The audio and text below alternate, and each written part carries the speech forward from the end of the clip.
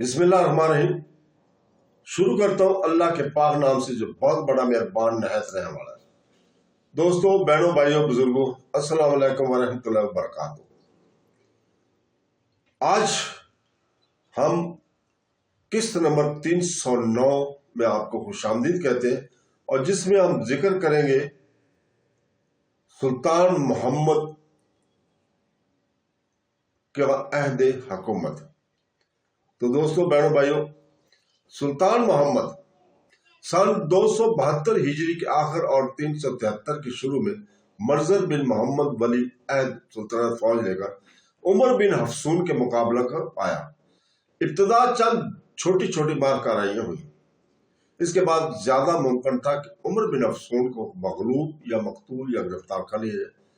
عمر بن حفصون زخمی ہو چکا تھا، اس کو اور اس کی فوج کو منظر بن محمد نے مسحور کر کے اس قدر مجبور کر دیا تھا کہ وہ اپنے آپ کو منظر کے سپرد کر دینے والا تھا کہ اسی سنا میں منظر کے پاس سلطان محمد کی فوت ہونے کی خبر پہنچی۔ منظر اس خبر کو سنتے بلا توقف قرطبہ کی جانب روانہ ہو جاتا، اور عمر بن حفصون اس طرح اپنی جماعت کے برباد ہونے سے بچ گیا۔ سلطان محمد 207 ہجری میں پیدا ہوا تھا اور تقریباً 66 سال کی عمر پا کر ماہ صبر 273 ہجری میں 34 سال چند ماہ حکومت کرنے کے بعد فوت ہوا تھا۔ اس کے بعد اس کا بیٹا منظر تخت نشین ہوا تھا۔ سلطان محمد کے عہد حکومت میں اندلس پر بد امنی طاری رہی۔ اس کا ایک روز بھی مطمئن ہو کر بیٹھنا نصیب نہیں ہوا۔ اندرونی بغاوتوں اور بیرونی سازشوں کا ختم نہ ہونے والے سلسلے نے سلطان محمد کو ہمیشہ مصروف اور پریشان رکھا۔ سلطان محمد کے زمانے میں خاندان بنو امیہ کی حکومت بہت ہی کمزور اور بے وقار ہو گئی تھی کہ معمولی اور ادنا درجہ کے لوگوں کو بھی بغاوت اور سرکشی کی جرت ہو گئی تھی۔ سلطنت اموی کے اس ضعف الاختلال نے عیسائیوں کو بہت زیادہ فائدہ پہنچایا تھا۔ انہوں نے اپنے آپ کو خوب طاقتور بنا کر اس بات کو ممکن سمجھا کہ ہم اندلس میں پھر عیسائی حکومت قائم کر سکیں گے۔ سلطان محمد ذاتی طور پر بہادر اور مستعد بادشاہ، مگر اندرونی بغاوتوں اور خود مسلمان سرداروں کی بغاوتوں نے ملک کی حالت کو اس قدر نازک بنا دیا تھا کہ ان کی مخالفتوں اور سازشوں کا یہ اتفاق سلطان محمد کے زمانے میں سلطنت اسلامیہ کی خرابی اور بے عزتی کا باعث بنا ہوا تھا۔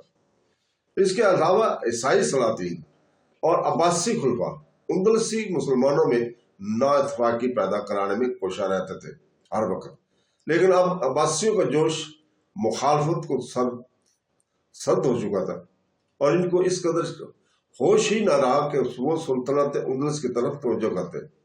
عیسائی کو مخالفت کوئی پوشیدہ چیز نہ تھی۔ اب جو مسلمانوں میں نا اتفاقی اور دعوتیں پیدا ہوئی تھی، یہ فقہ کی اندیشوں کا نتیجہ تھا کہ اندلس کے قاضیوں اور عالموں کو عام طور پر بالمقابل دیگر ممالک اسلامی کے ہمیشہ زیادہ اقتدار حاصل رہا ہے، اور اسی مناسبت سے اندلس کے مسلمانوں میں ہمیشہ زیادہ نا اتفاقی پائی گئی تھی، جس کا پہلا قابل ذکر اور اہم مظہر سلطان محمد کا زمانہ تھا۔ اس زمانے میں جو سب سے زیادہ نقصان اسلام کو اندلس میں پہنچا وہ یہ تھا کہ اس سے پہلے تک عیسائی برابر اسلام میں داخل ہوتے رہے تھے، اور باوجود کہ شمالی پہاڑی عیسائیوں کی طرف سے طرح طرح کی کوششیں مسلمانوں کو بدنام کرنے اور اسلام سے عیسائیوں کو متنفر بنانے کے لیے ہوتی رہتی تھی، تاہم سمجھدار شخص عیسائیت کو ترک کر کے اسلام قبول کرتے جاتے تھے، اور اس طرح نو مسلموں کی ایک بڑی تعداد ہر زمانے میں موجود ہوتی تھی۔ سلطان محمد کے زمانے میں علماء فقہ نے ایسے فتوے اور ایسے قوانین جاری کیے جس سے نہ صرف عیسائیوں کے قدیمی حاصل شدہ حقوق کو صدمہ پہنچا، بلکہ نو مسلمانوں کے متعلق بھی بے اعتمادی پیدا ہوئی، اور اس کے نتیجے میں ارتداد کا سلسلہ جاری ہوا۔ نو مسلم لوگ اسلام کو چھوڑ کر پھر عیسائیت اختیار کرنے لگے تھے۔ اس زمانے میں مسلمانوں کے لیے اس سے بڑھ کر کوئی عبرت کا مقام نہیں ہو سکتا تھا کہ مولویوں کی تنگ نظری اور سخت گیری نے بے قابو ہو کر سلطان محمد کے آخر عہد حکومت میں مرتدین کا ایک بہت بڑا گروہ پیدا کر دیا، جو شمالی اندلس میں نہیں بلکہ दारुल-सुल्तानत कुर्तबा के नुआ में पैदा होकर शुमाली ईसाइयों से ज्यादा खतरनाक साबित हुआ था। सुल्तान मोहम्मद के आखिरी अहद हुकूमत में उंदलस के अंदर मुख्तलिफ जमातें और मुख्तलिफ ग्रुप पैदा हो गए थे, जिनमें से हर एक के मकासद अलग अलग थे, अलग अलग सिमतें थी, अलग अलग फिका, अलग अलग सोच, जिसमें खालिस अरबी नस्ल लोग इनके अंदर भी आपस में इत्तेफाक न था और कई ग्रोह थे, मसलन शामी, यमनी, हजाजी, हजरी वगैरह। मौलुद्दीन यानी वो लोग जिनके बाप अरब और माए ईसाइयान उंदलस से थी, इनको दोगले अरब कहना चाहिए, मगर ये सब के सब अपने अंदर अरबी खून न रखते थे, बल्कि इनका ज्यादा हिस्सा बर्बरी बाप और उंदलसी माओ की औलाद में से मुश्तमिल था। नौ मुस्लिम यानी वो लोग जो अब पहले ईसाई थे अब मुसलमान हो गए थे, इन लोगों की औलाद भी नौ मुस्लिम ही कहलाती थी और ये मजहब इस्लाम के ज्यादा पाबंद नजर आते थे। खालिस बर्बरी लोग, इनकी तादाद भी काफी थी। मजूसी ये इन लोगों की औलाद थी जिनको बतौर गुलाम मुख्तलिफ मुल्कों से खरीद कर मंगवाया गया था और इनकी तादाद बहुत ज्यादा ना थी। यहूदी ये भी उंदलस के कदीम बशिंदे थे, इनका पेशा ज्यादातर तजारत था और फसाद और बगावत से अलग रहना चाहते थे, ये उनकी एक अच्छाई थी। ईसाई ये अपने मजहब पर आजादी के साथ अमल थे, इनकी तादाद भी मुल्क में ज्यादा थी। मुर्तदीन ये वो लोग थे जो सुल्तान मोहम्मद के जमाने में इस्लाम से रोगर्दा होकर फिर हालत कुफ्र में चले गए थे। इन मुर्तदीन के साथ ही एक फिरका भी शामिल था जो किसी मजहब की कैद में न था और इसका पेशा लूट मार और गारतगरी था, मतलब ये मुनाफिकीन थे। अव्वल जिक्र चारों ग्रोह मुसलमान और असल इस्लामी ताकत समझे जाते थे। बादशाह और उलमा का अव्वलीन फर्ज यह था कि इनकी निगाह में इन चारों का मर्तबा मसावी होता, मगर सुल्तान मोहम्मद से इस मामले में सख्त गलती और कमजोरी का इजहार हुआ और मौलुद्दीन को जिनकी तादाद और ताकत बड़ी हुई थी, शिकायतें पैदा हो गई थी। अलावा के ग्रोह बंदी और मालकी हमले तफरीक ने नौ मुसलमानों के जोश को सख्त कर दिया था।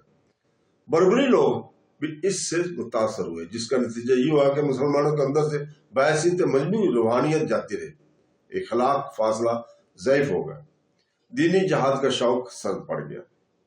वो तलवारें जो खुदा की राह में बेनियाम होती थी अब नफ्सियानी अगराज और ख्वाहिशत को पूरा करने में चमकने लगी। हर एक ग्रोह की तफरीक नुमाया होकर नुमाया तार होती गई। सुल्तान ने जिस कदर फिका के इक़्तिदार को बढ़ाया, इसी कदर अवाम को एतमाद फिका की निस्बत कमजोर होता चला गया। इस बेएतमादी का नतीजा ये हुआ कि इस्लाम की मोहब्बत दिलों से जाती रही और दुनिया दीन पर मुकदम हो गई। मुसलमानों की सल्तनत का हाल यह था कि इधर ईसाइयों की रियासतें जो वसी होते होते इस्लामी सल्तनत के हमसर बन गई थी, रोज अफजों तरक्की पजर थी। अल्फांसो सोम शाह इस्ट्रियास मुसलमानों से उंदलस के खाली कराने का प्रोग्राम तैयार कर रहा था। उधर पुर्तगाल के ईसाई अपनी अलग रियासत कायम करने की तैयारी कर रहे थे। मुनाफिकीन उसमें शामिल थे। अशबिलिया पर अब्ने मरवान और मालका वगैरह पर इब्ने हफसून खुद मुख्ताराना हुक्मरान थे। तातिला ने खुद मुख्तार होकर ईसाई मकबूजा को कुर्तबा के करीब तक वसी कर दिया था। जलकिया वारागोन वगैरह ने जबल अल बरतात से उंदलस के मगरबी साल यानी पुर्तगाल और शबिलिया तक ईसाइयों का डंका बजवा दिया था। इस सिलसिला में कहीं कहीं किसी शहर का कोई मुसलमान आमल मौजूद था तो वो ईसाइयों के हमदर्दी का दम भर रहा था। गर्ज सुल्तान मंजर नहायत खतरनाक जमाने में तख्त सुल्तानत पर बैठा था। तो दोस्तों, बहनों, भाइयों, बुजुर्गों, सुल्तान मंजर बिन मोहम्मद 229 हिजरी में पैदा हुए थे। 24 साल की उम्र में तख्त नशीन हुआ और इसकी तमाम उम्र लड़ाइयों और जोर आजमाइशों में गुजरी थी। अपने बाप के अहदे हुकूमत में वो बार बार सिपह सलारी के खिदमात इंजाम दे चुका था। इसने تخت نشین ہوتے ہی اپنے باپ کے وزیر اعظم ہاشم بن عبدالعزیز کے قتل کا فتویٰ جو علماء نے لگایا تھا نافذ کیا اور اس کو دوسرے جہان میں پہنچایا۔ عمر بن حفصون نہ صرف مالکہ بلکہ اور بھی متعدد شہروں پر قابض اور متصرف ہو چکا تھا۔ سلطان منظر نے ہاشم بن عبدالعزیز کے قتل سے فارغ ہو کر عمر بن حفصون پر چڑھائی شروع کی۔ اپنے مفصول اگرچہ نہایت تجربہ کار اور بہادر سپہ سالار تھا، مگر سلطان منظر بھی کچھ اس سے کم نہ تھا۔ یہ کے بعد دیگرے قلعوں کو فتح کرتا ابن حفصون کی فوجوں کو پیچھے ہٹاتا ہوا آگے بڑھا۔ ابن حفصون نے مسلط دیکھ کر سلطان کی خدمت میں صلح کی درخواست بھی کی، اطاعت کا اقرار کیا۔ سلطان نے اس درخواست کو غنیمت سمجھا، اس لیے کہ وہ اس خطرناک دشمن کے ساتھ دیر تک الجھے رہنے کی نسبت دوسرے باغیوں کی سرکوبی کو ضروری جانتا تھا۔ سلطان ابھی واپس ہو کر قرطبہ تک نہیں پہنچے پایا تھا کہ اس کے باغی ہونے کی خبر پہنچی۔ سلطان نے پھر واپس ہو کر اس کا محاصرہ کر لیا۔ اب کی مرتبہ ابن حفصون نے پھر نہایت مزاحمت اور شرمندگی اور عاجز و اعلیٰ کے ساتھ اپنی خطا کی معافی چاہی اور خود سلطان کے ساتھ قرطبہ جانے پر عزم ہو گیا۔ سلطان نے اس بات کو بہت غنیمت سمجھا، نہایت عزت و تکریم کے ساتھ اس باغی سردار کو اپنے ہمراہ لے کر قرطبہ کی جانب چلا۔ تو دوستو اس کے ساتھ ہی آج ہم اجازت چاہتے ہیں، کل تک کے لیے۔ کل اسی وقت پھر آپ کے سامنے حاضر ہوں گے۔ اللہ حافظ۔